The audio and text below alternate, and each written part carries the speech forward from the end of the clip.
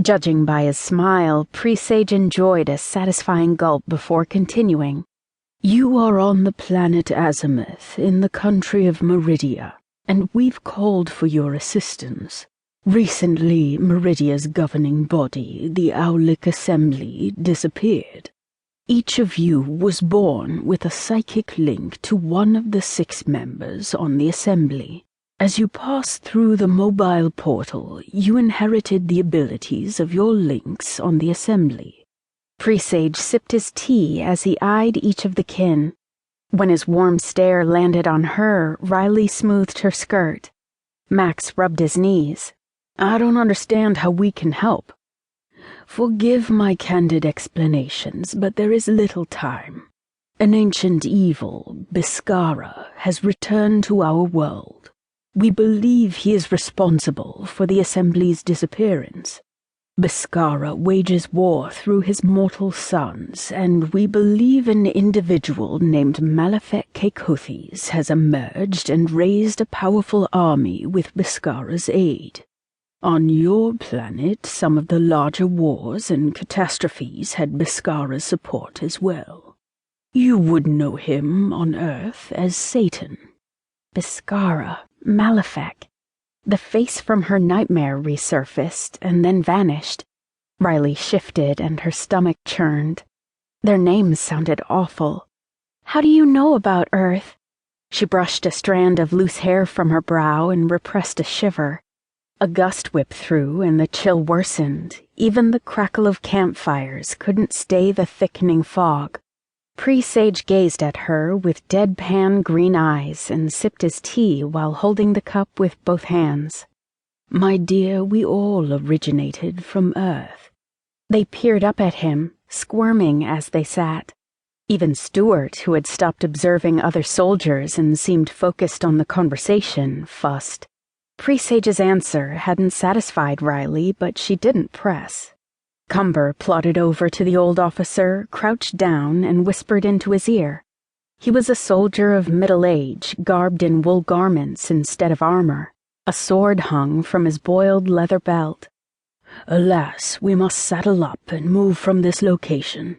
Sitting in one place too long is not safe. We are off to the capital of Meridia, Syracuse." Presage rose as several soldiers hurried around the camp and packed their belongings. Tents were broken down and stored, food wrapped tidy, fires stamped out, and horses loaded. Everyone rushed about, save the kin. Riley clustered with the others, trying to stay out of the way as warriors scurried around them. Cumber walked up to them with satchel in hand. "You must be hungry. This here is chud, which lasts a long time when traveling and offers many nutrients. It's made from the roots of druids, and it tastes pretty good to boot." Nick sat on the deck overlooking the Truth Seekers' headquarters, Horologium. A glistening bubble encased the immense city, and a beautiful backdrop of space and dazzling stars surrounded the dome. Across from him was Corvin, who had been sent to brief him on his transformation. "I am no different. My legs are sore from walking so much," said Nick, waving his hands. Corvin nodded. "You are flesh and blood out here on the celestial stratum. You may be killed in battle and reach a higher plane. We eat, drink, and sleep as we used to." He had flaxen hair and dark skin, and claimed to be from a southern country on Azimuth. "The desert is made of glass, and our city, Mihabel, is of a milky stone near an oasis. Perhaps one day you will see it." "Does a higher plane exist? Heaven?" "We're not in touch with the higher plane, though our studies and customs suggest so." "Can I visit Earth?" "We are unable to enter the mortal atmosphere, albeit as a kinsaver. The rules are skewed for you. I'm not sure what your abilities are." Nick nodded, a little dejected, as he yearned to go home to visit his family once more. He gazed off into Horologium, with its several high towers.